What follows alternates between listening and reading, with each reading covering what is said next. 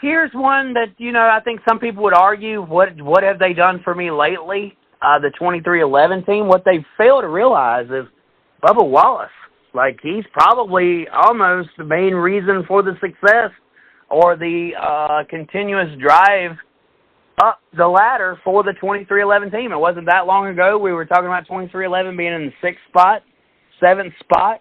Now we're talking about them moving up to the 3rd spot. Tell me what's changed and what continues to improve over at Airspeed and why we are seeing an upward tick in their power rankings. So looking at the two-car team, you have Reddick and Bubba Wallace. Tyler Reddick gotten the win this year so far for 23-11. He's 4th in the point standings right now. And Bubba Wallace, if you look at in terms of or 3rd car teams, when you get to that point, minus your Hendrick and your Gibbs, because obviously those two teams are on another level. Really, other than Chris Buescher, Bubba Wallace is basically right with Chris Buescher. Has his finishes been as ecstatic as Buescher's in terms of 2nd and 3rd place finishes? No, but do they necessarily have to be? Not necessarily. No. I mean, no. Track just doesn't need to be driving them down. Their second driver for Trackhouse is 19th in standings. Bubba's 14th. Buescher's 13th. So I mean, Bubba's right there. So I think he's on the uphill swing. Obviously, as I mentioned with Reddick, the guy can just drive. The track suits him well. Obviously, road courses suit him. When you put him on a multi-lane track, such as tracks like Texas, for say Atlanta, Nashville, not Atlanta, Nashville, Homestead. When we get there later this year, that's where Tyler Reddick succeeds. Mm-hmm. Yeah, he's basically Kyle Larson 2.0. I wouldn't say he's Tyler Reddick can jump in anything with 4 wheels and a motor, and you expect him to win like Kyle Larson per se. But in a Cup Series car, he's kind of like a Kyle Larson 2.0. Like Kyle Larson can put that car anywhere he wants and make it work, as long as the car suits to him.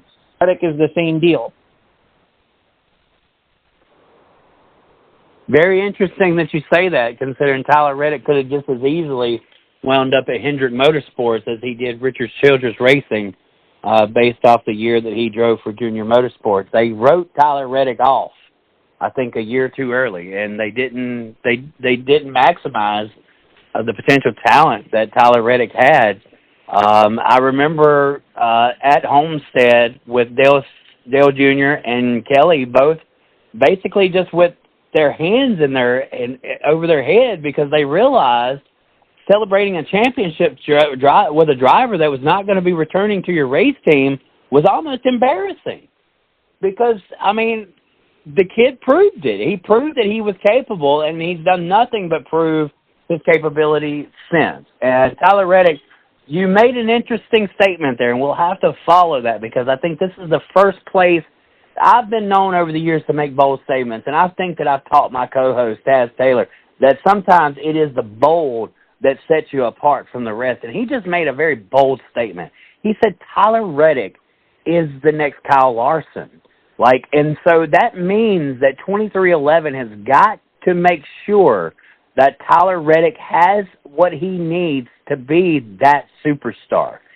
I hope that 2311 can offer that to Tyler Reddick, but it almost seems like maybe Tyler's got to go to the big team to prove that. It almost feels like Tyler Reddick is stuck in this Kyle Larson, Chip Ganassi era, where you see that the kid has what it takes, but it's just not formulated. It's just not buttoned up enough to get him there. And that's a bold statement, Taz Taylor. I want that recorded. I want that process to everybody in the world of what you just said, because I believe it with everything that Tyler Reddick has the potential to be a Kyle Larson. Does 2311 have the potential to carry such a caliber driver? That's the question.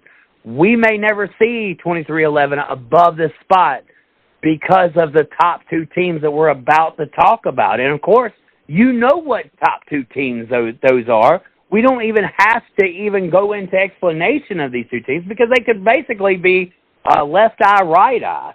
But Tyler Reddick feels like he's stuck in a Chip Ganassi type situation with Kyle Larson where he has the potential.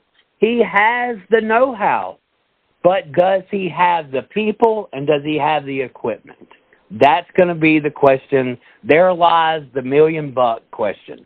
And Bubba Wallace, I believe, has every bit of success for the 2311 power ranking status. You have to point it at Bubba and say, look, this guy's made that much improvement. He's carrying the back half of this race team up the power rankings to where they are in third. I'm happy 2311's here.